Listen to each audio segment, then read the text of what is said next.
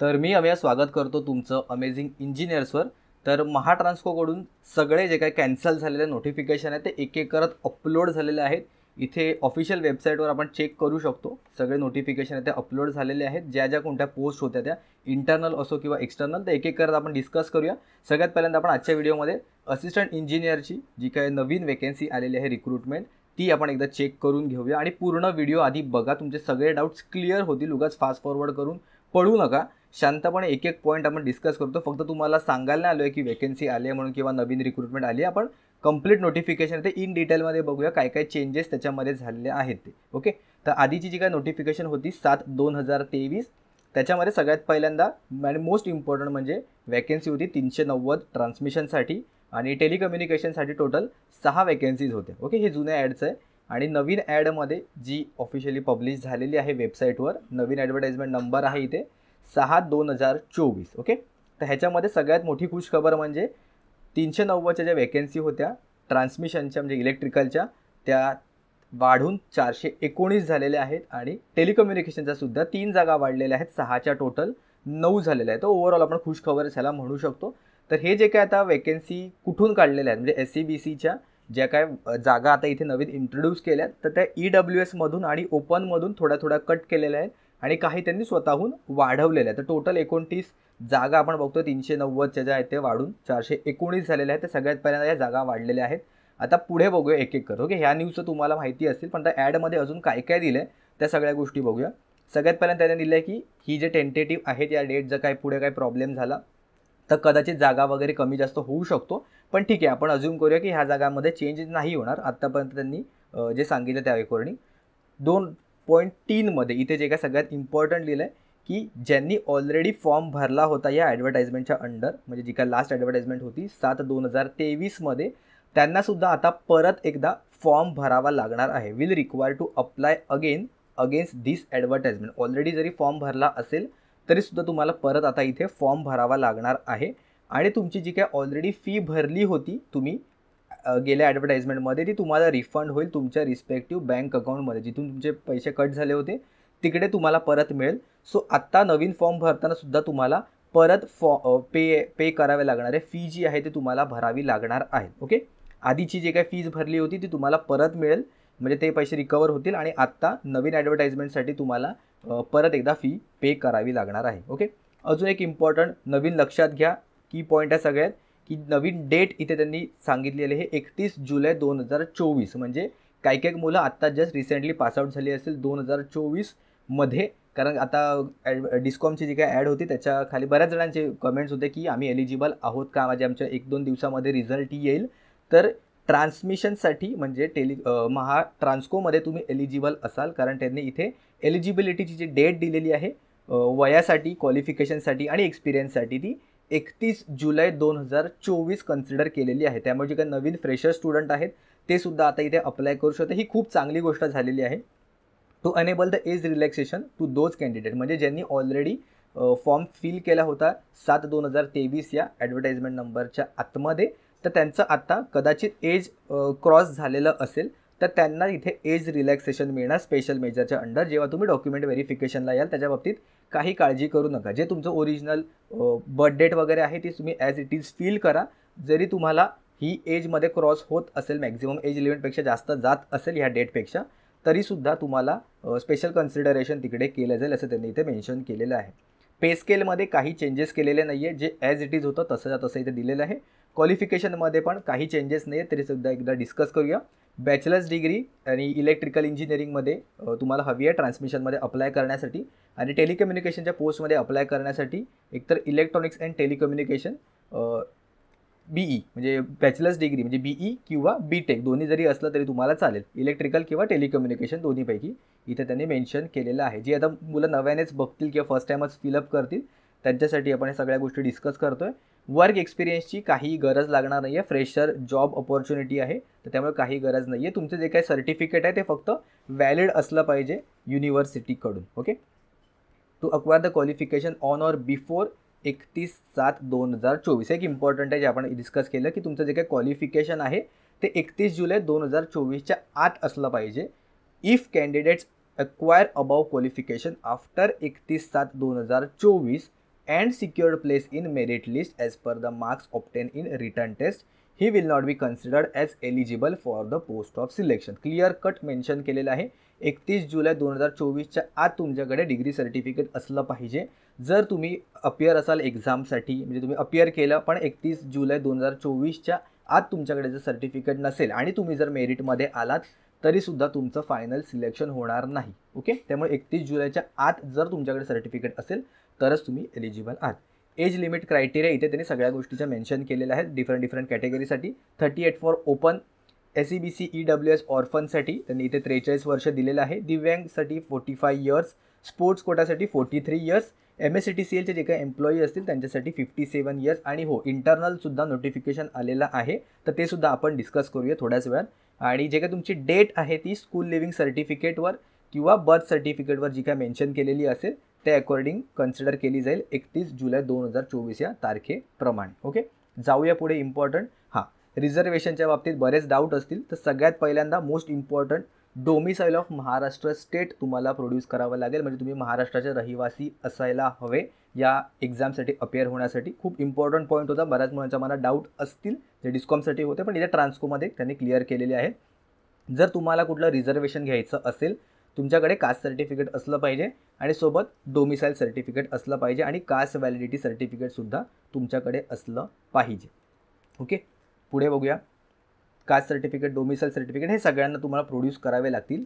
EWSसाठी काय काय लागणार आहे, जर तुम्ही EWSमधून अप्लाय करत असाल तर EWSचं सर्टिफिकेट लागेल, सोबत डोमिसाईलचं सर्टिफिकेट लागेल आणि जी काय फायनान्शियल इयर 2024-25मध्ये जे व्हॅलिड असेल असं सर्टिफिकेट लागेल. Okay, valid on the date of 31 July 2024. ते तुमचं जे काय सर्टिफिकेटची जे काय व्हॅलिडिटी असेल किंवा जे काय टेन्युअर असेल, पिरियड असेल, त्याच्यामध्ये ही डेट असली पाहिजे. म्हणजे ह्या तारखेला सुद्धा 31 जुलै 2024ला सुद्धा तुमचं ते सर्टिफिकेट आहे ते व्हॅलिड असायला हवं. त्यानंतर SEBCसाठी काय काय लागणार आहे, SEBCसाठी तुम्हाला कास्ट सर्टिफिकेट लागणार आहे, अगेन डोमिसाईल सर्टिफिकेट लागणार आहे आणि कास्ट व्हॅलिडिटी सर्टिफिकेट तुम्हाला लागणार आहे. त्याबाबतसुद्धा त्यांनी इथे क्लिअर कट मेन्शन केलेलं आहे. तुम्हाला नंतर नॉन क्रिमिलियर सर्टिफिकेटसुद्धा सबमिट करावा लागेल फायनान्शियल इयर 2024-25साठी. ओके, डॉक्युमेंट व्हेरिफिकेशनच्या वेळी. ओके, तेवढा तुम्हाला वेळ दिलेला आहे. डॉक्युमेंट व्हेरिफिकेशन म्हणजे बराच वेळ आपल्याकडे आहे. हॉरिझॉन्टल रिझर्वेशन 30% जे काय वुमन्ससाठी दिलेलं आहे, त्याच्यासाठी काय काय लागेल तुम्हाला, नॉन क्रिमिलियर सर्टिफिकेट लागेल 2024-25 या कालावधीचं. SC ST आणि ओपनला कुठलंही सर्टिफिकेट द्यायची गरज नाही असं त्यांनी. The woman candidates who desire to avail the benefit of woman reservation except SC ST आणि ओपन. म्हणजे SC ST ओपनला सर्टिफिकेट द्यायची नाही आहे. अदर दॅन दॅट जर तुम्हाला वुमन रिझर्वेशन हवं असेल तर तुम्हाला नॉन क्रिमिलियर सर्टिफिकेट द्यायची गरज लागणार आहे आणि डोमिसाईल सर्टिफिकेट कंपल्सरी आहे. त्यांनी सगळ्या ठिकाणी परत एकदा मेन्शन केलेलं आहे. स्पोर्ट्ससाठी सुद्धा स्पोर्ट्स सर्टिफिकेट, डोमिसाईल सर्टिफिकेट लागेल तुम्हाला. दिव्यांग रिझर्वेशन हवं असेल, पर्सन विथ डिसेबिलिटीज, त्याच्यासाठी सुद्धा मेडिकल सर्टिफिकेट तुम्हाला प्रोड्यूस करावं लागेल. ऑर्फनसाठी सुद्धा सेम आहे. ऑर्फन सर्टिफिकेट आणि डोमिसाईल सर्टिफिकेट तुम्हाला इथे प्रोड्यूस करावं लागेल. मेथडॉलॉजी ऑफ सिलेक्शन, जे मुलं फर्स्ट टाइमच अप्लाय करतात ज्यांना माहिती नाही आहे त्यांच्यासाठी परत एकदा सांगतो, फक्त ऑनलाईन आणि रिटर्न टेस्ट होणार आहे. तुमचा नंतर इंटरव्ह्यू होत नाही, डायरेक्ट भरती आहे. ही एक्झाम तुम्ही क्रॅक केली, मेरिटमध्ये आलात तर फायनल तुमचं सिलेक्शन होऊन जाईल. ओके, पेपर पॅटर्न बघूया. काही चेंजेस केलेले नाही आहेत पेपर पॅटर्नमध्ये. टेक्निकल नॉलेजमध्ये तुमचं 50 क्वेश्चन विचारले जातात, 110 मार्क, म्हणजे प्रत्येक क्वेश्चन 2.2 मार्कासाठी असतो. आणि नॉन टेक्निकल ज्याला आपण म्हणतो, रिझनिंगचे 40 क्वेश्चन, क्वांटिटेटिव्ह ॲप्टिट्यूडचे 20, मराठी लँग्वेजचे 20, असे टोटल मिळून 80 क्वेश्चन्स असतात आणि 40 मार्कासाठी म्हणजे नॉन टेक्निकल 0.5 मार्कासाठी येतं.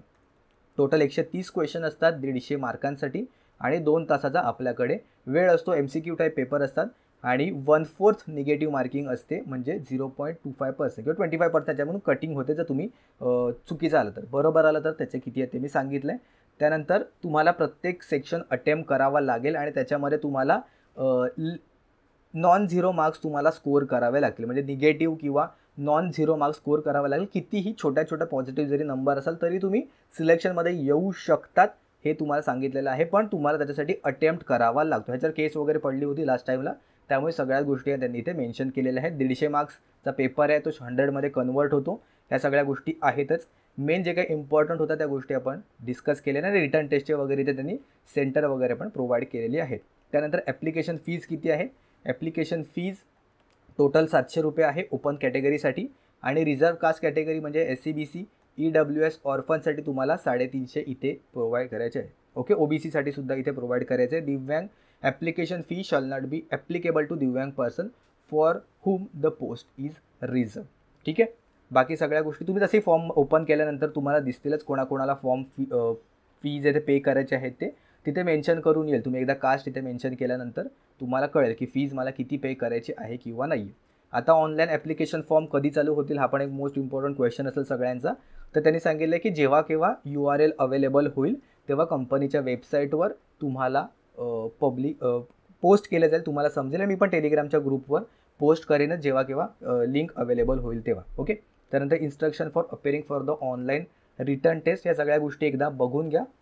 ॲडव्हर्टाइजमेंट वेबसाईटवर मिळेल. आणि सगळ्यात इम्पॉर्टंट मोस्ट इम्पॉर्टंट ॲप्लिकेशन भरल्यानंतर ॲप्लिकेशन फॉर्म सेव्ह करून घ्या, तुमच्या मेलवर तो पोस्ट करून ठेवा. कारण बरेच मुलं ते आत्ता डाउनलोड करतात आणि नंतर मग कुठेतरी हरवला जातो. तर त्यामुळे ॲप्लिकेशन फॉर्म तुम्हाला लास्टला सबमिट करावा लागतो डॉक्युमेंट व्हेरिफिकेशनच्या वेळी. तर त्यामुळे खूप इम्पॉर्टंट आहे, हे तुम्हाला पोस्ट करावं लागेल. ओके, आणि ह्या सगळ्या गोष्टी आहेत. बाकी सगळ्यात मोस्ट इम्पॉर्टंट टेंटेटिव्ह डेट त्यांनी आता ऑगस्ट किंवा सप्टेंबरमध्ये सांगितलेली आहे. आता आपण जून एंडिंग पकडलं तरी जुलै 1.5 ते 2 महिने आपल्या हातात आहे. तर तेवढ्या वेळामध्ये आपण तयारी करू शकतो. आणि ते मेन जनरल की तुम्हाला डोमिसाईल ऑफ महाराष्ट्र असणं कंपल्सरी आहे. तर अजूनपर्यंत तुम्ही तयारी केली नसेल तर अजूनसुद्धा आपल्याकडे वेळ आहे. आणि नवीन मुलं जे आहे ते सुद्धा अप्लाय करू शकतात.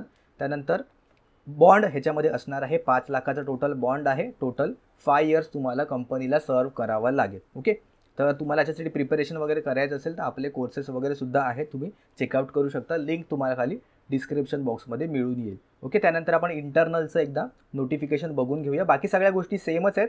आणि ते टोटल 66 ह्याच्यामध्ये वेकन्सीज आहे. ओके, जे डिप्लोमा करून पासआउट झालेले, ज्यांच्याकडे डिप्लोमा सर्टिफिकेट आहे आणि ज्यांच्याकडे डिग्री सर्टिफिकेट आहे त्यांच्यासाठी दोघांसाठी सुद्धा 66 टोटल वेकन्सीज आहे. इक्वल आहे, काही याच्यामध्ये चेंजेस नाही आहे. पे स्केल पण सेम आहे.